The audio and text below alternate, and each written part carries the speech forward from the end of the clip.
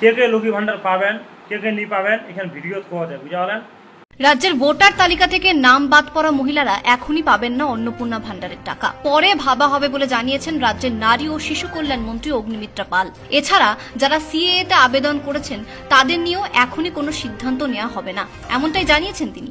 সবাই পাবেন, যারা যারা লক্ষ্মীর ভান্ডার পাচ্ছিলেন সবাই অন্নপূর্ণার ভান্ডার পাবেন, সবই ডাইরেক্ট বেনিফিট ট্রান্সফারে হবে। কিন্তু দেবার আগে 1 জুন মাননীয় মুখ্যমন্ত্রী বলেছেন 1 জুন থেকে ব্যাংক অ্যাকাউন্টে ঢুকে যাবে।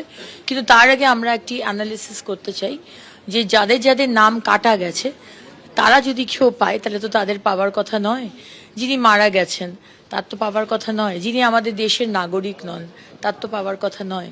সুতরাং সেই অ্যানালিসিসটা হবে যে যাদের যাদের নাম কাটা গেছে তাদের মধ্যে কতজন লক্ষ্মীর ভান্ডার পাচ্ছেন, তাদের নাম কিন্তু বাদ যাবে। এবং আরেকটি মুখ্যমন্ত্রী বলেছেন যারা সিএ এর জন্য অ্যাপ্লাই করেছে এবং যাদের নাম ওই ট্রাইব্যুনালে গেছে তাদেরকে এর থেকে বাদ রাখা হবে আপাতত।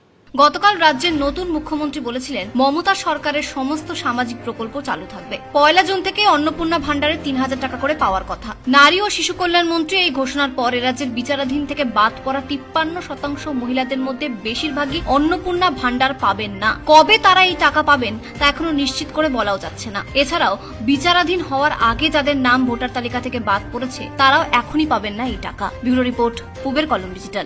বেশি শেয়ার করেন, দেশের 200 জন করে দেখবার সুবিধা তো, ঠিক আছে?